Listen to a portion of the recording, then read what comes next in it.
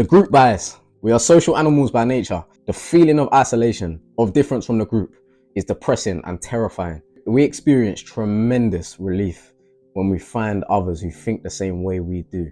We are motivated to take up ideas and opinions because they bring us this relief. We are unaware of this pull, and so we imagine we have come to certain ideas completely on our own. The group bias. This type of bias probably speaks to the most survival type of bias that we have. Find a group of people that believe in a similar thing, and it brings a level of conviction. Yep, we're right, I'm right, must be, because it's easier to survive with 5 of you, 10 of you, than it is just by yourself.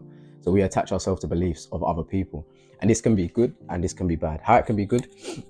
If you find a group of people that believe in the things you genuinely believe in, let them be positive as well, then that's good, cool. On the flip side to this, we are given a group of people as we are born. Our parents, our families, our friends in our early years. Now they believe in something and then beliefs get passed on to you. You can either accept them blindly and not challenge them, or you can challenge them. You might challenge these biases and beliefs that you've been given by your parents and continue to believe them. These biases that you've been given by your teachers and your friends and the people in your early years, and you may continue to believe them. That's fine, as long as you've challenged them. Now what can't happen is that you don't challenge. What can't happen is that you blindly comply with other people's biases, going back to the biases, other people's biases that have been pushed onto you. I'll give you a real example for this.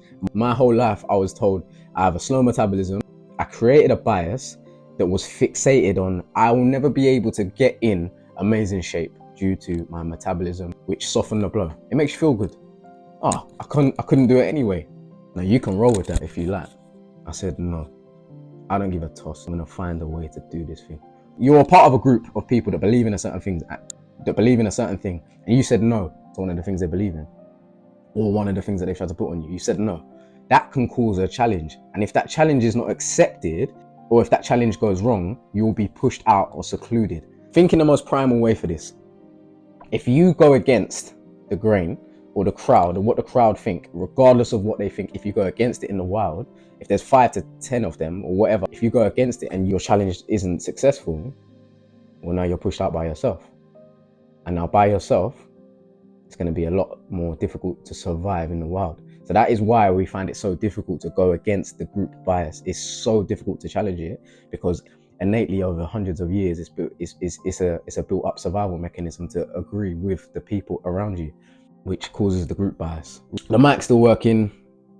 It's a good day. The blame bias. Mistakes and failures elicit the need to explain.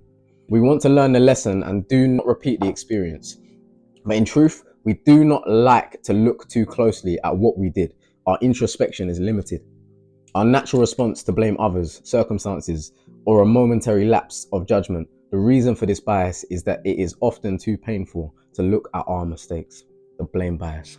This is prevalent everywhere you go. It's not my fault I'm like this, it's someone else's fault. It's my parents' fault, it's their fault, it's their fault, it's their fault. Power follows blame. But what's interesting about the blame bias is power follows blame. Wherever you blame is where you give power.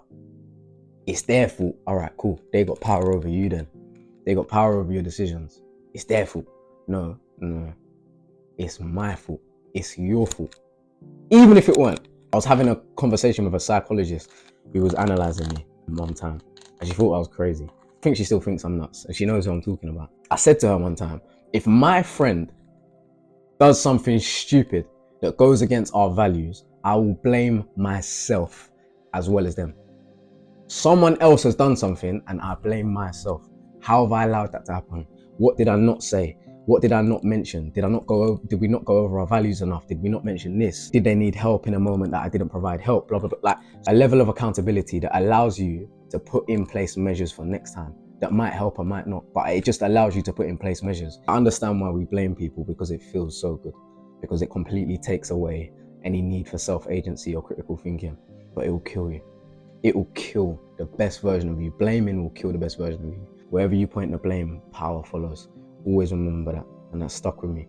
And I started blaming myself for everything, which caused a lot of pain. It caused a lot of pain. But what follows is the most beautiful thing. The most beautiful thing. Because now you have the ability to start changing these things that you blamed other people for your whole life. So I felt this one as well. The superiority bias. We feel a tremendous pull to imagine ourselves as rational, decent, and ethical. These are qualities highly promoted in the culture.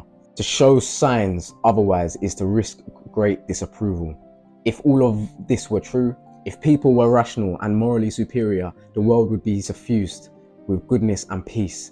We know, however, the reality, and some people, perhaps all of us, are merely deceiving ourselves. Rationality and ethical qualities must be achieved through awareness and effort. They do not come naturally. I've felt this so many times, especially since giving my life to God and praying and all that stuff looks good. I started to think that, I'm moral now. You know what I mean? I'm morally righteous and I'm virtuous and I'm fantastic and everyone else is just bad. And it can be quite easy for us to get in that place of like disregarding other people and putting yourself in a place of superiority, ethically and morally, based on the way you perceive your decisions. Innately, we're so irrational because we have this urge for survival. If we just done things for survival, the world would be a dark place. And this is the beauty of God about living for something higher than yourself. Because if we live for ourselves, it's a dark, dark place. We lean on objective morality. What do we think is the right thing? What do we think is the right thing to do? You see the slow burn of the West. It's because of objective morality. It's because somebody has stepped in post in a leadership position over the whole country and said, I know what's right, we're going to do this. No person can come up with what's right for the people. Superiority complex, superiority bias is the reason we're in this mess. It's the reason why a lot of this mess has come, because one person or group of people have said, yep, we know what's right, and they've leaned on their own understanding. There's a great passage in Proverbs and it says, lean not on your own understanding. If you think it's right, don't lean on it. Consult. You need to consult with a higher power. You need to consult with God about it. And we've seen firsthand what happens when you take God out of school, when you take God out of leadership, when humans lean on their own understanding. Look at the wars going on right now in the world. That's just humans leaning on their own understanding and not putting what God says first. That's a deeper topic and could go into it, but superiority bias is when we put ourselves above everybody else. But what we should be putting above everybody else is God and leaning on God first. And I've made this mistake so many times. Rationality and ethical qualities must be achieved through awareness and effort. They do not come naturally. If you've ever felt any of these biases or leaned into them, or any mistakes that they've caused in life, please share them and let us share, and also the successes. But yeah, God bless.